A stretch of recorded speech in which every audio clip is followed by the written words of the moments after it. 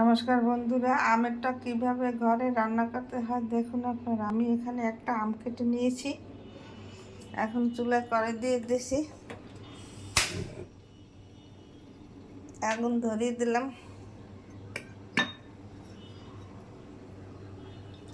এক চামচ তেল দিয়ে দিলাম,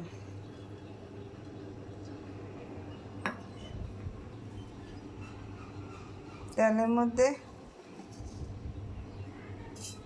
সরিষার ফোড়ন দিয়ে দিলাম,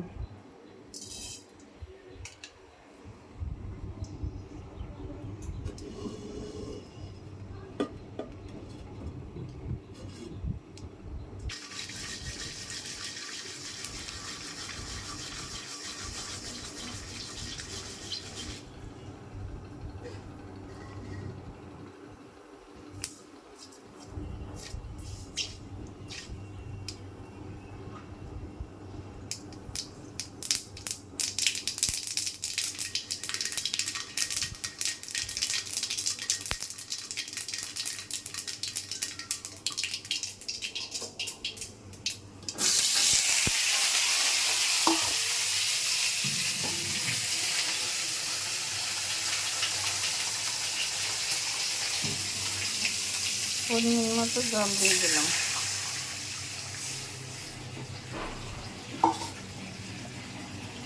জলের মধ্যে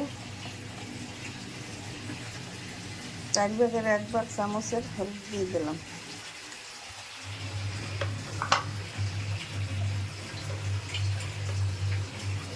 1 চামচ লবণ দিয়ে দিলাম,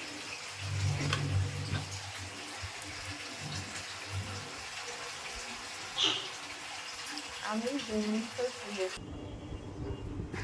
পর ফিরে এসে এখন আমি আম সেদ্ধ হয়ে গেছে, এখন চিনি দিয়ে দেবো, 4 চামচের 3 চামচ চিনি দিয়ে দিলাম।